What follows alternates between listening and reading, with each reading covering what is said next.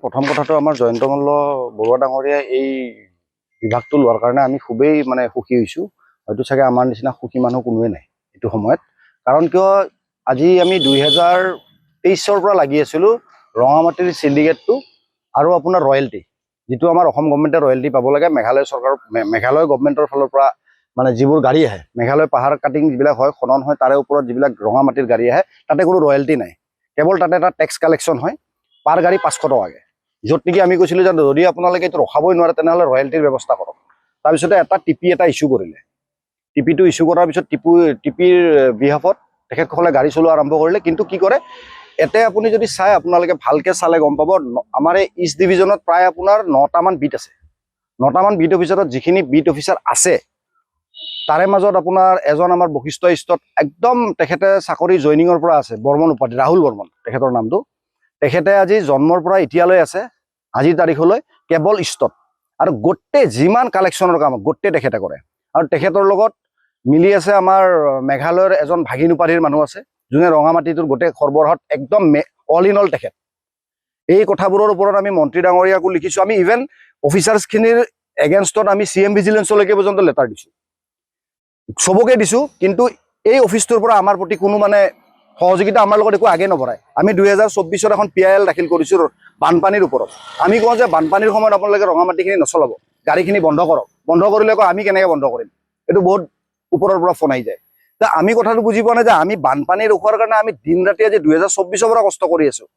আদালতত আমি যাই আছোঁ, হাইকোৰ্টত, কিন্তু তেখেতসকলৰ কোনো সহযোগিতা নাই। অফিচাৰ্ছখিনি সলাব দিলে অফিচাৰ্ছখিনি নসলায়, যিখিনি মানুহ আছে সেইখিনি মানুহে আছে, ঘূৰা পকাকৈ একেখিনি মানুহে ঘূৰি আছে। আপোনালোকে যদি ভালকৈ চাই দেখা পাব যে যিকেইজন মানুহৰ নাম আপোনালোকে আজি পাব, আজিৰ পৰা আপোনালোকে 7 বছৰ 10 বছৰ 20 বছৰ আগলৈকে পাব সেইখিনি মানুহে, অকল ইষ্ট ডিভিজনত। আৰু আমাৰ কোৰ্টত যিখিনি কথা চলি আছে সেইখিনিৰ ওপৰত আমাৰ বিশ্বজিৎ শইকীয়া ডাঙৰীয়া আপোনালোকক অলপমান বিৱৰি কৈ দিব আইনগত বিষয়টো।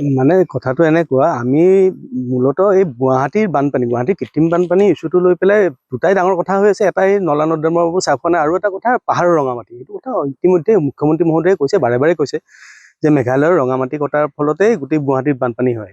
সেইবোৰ কথা লৈ আমি বহুতবাৰ ইয়াৰ 2022 চনৰ পৰা চিঠি পত্ৰ আদান প্ৰদান কৰিছোঁ। আদান প্ৰদান আমি প্ৰদানহে কৰিছোঁ, আদান একো হোৱা নাই আমাৰ ফালে। অকল এইবোৰ চিঠি পত্ৰ দি আছোঁ, নাই একো নহয় দেখা পাই লাষ্টত আমি গুৱাহাটী উচ্চ ন্যায়ালয়ত মহামান্য গুৱাহাটী উচ্চ ন্যায়ালয়ত আমি এখন জনস্বাৰ্থ আবেদন দাখিল কৰিলোঁ। এই নলা নৰ্দমাবোৰ চাফ কৰা আৰু বিশেষকৈ পাহাৰৰ মাটি কটাটো বন্ধ হোৱা লৈ পেলাই।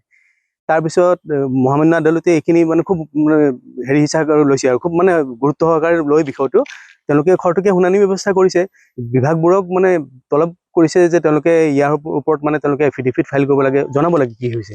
তেওঁলোকে বহুত দিন চলালে, তেনেকৈ পাৰ কৰি দিলে, পাৰ হ'ল, তেওঁলোকৰ ফালৰ পৰা কোনো সঁহাৰিয়ে নাই। তাৰপৰা কোৰ্টে ফাইন কৰিবলগীয়া হৈছে ডিপাৰ্টমেণ্টক জৰিমনা বিহিছে 3-4টামান ডিপাৰ্টমেণ্টক। তাৰপিছত তেওঁলোকে কিবা কিবি আভুৱা ভৰা কথা কিছুমান দিছে।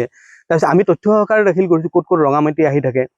এওঁলোকক যেতিয়া সুধিবলৈ যাওঁ তেওঁলোকে কৈছে, তেওঁলোকে ফটো ভিডিঅ' আমি সকলো দিছোঁ, তেওঁলোকে কৈছে নাই আমাৰ মানুহ নাই, আমি কেনেকৈ কি কৰিম।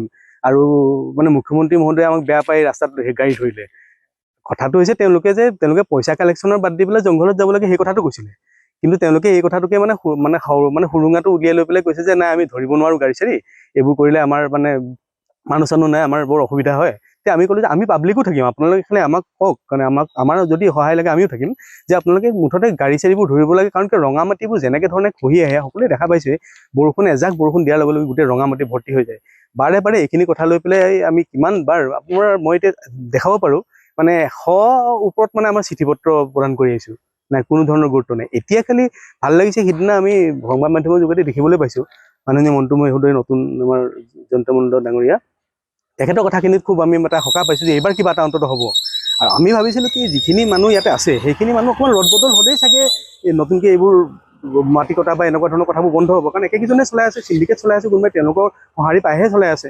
গুৱাহাটীৰ মাজমজিয়াত নহ'লেনো কেনেকৈ ৰঙামাটিৰ এনেকৈ ডাম্পাৰ পৰা ঘূৰা কেনেকৈ দৌৰি ফুৰিব পাৰে। মূল কথাখিনি এইখিনিয়ে, সেইখিনিৰ ওপৰতে আমি বিচাৰিছোঁ এইবাৰ কিবা এটা হওক। আৰু